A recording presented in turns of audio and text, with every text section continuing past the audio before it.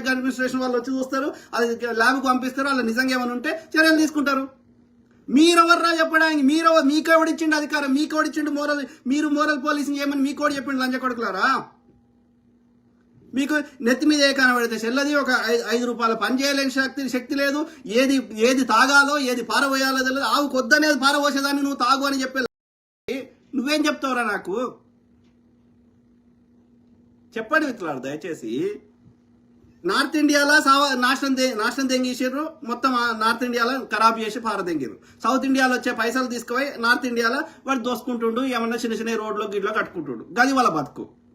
ఈ ఆంధ్రప్రదేశ్లో చంద్రబాబు లంచకొడు వాడికి అప్పుడు 2 టర్మ్స్ ఉన్నాడు.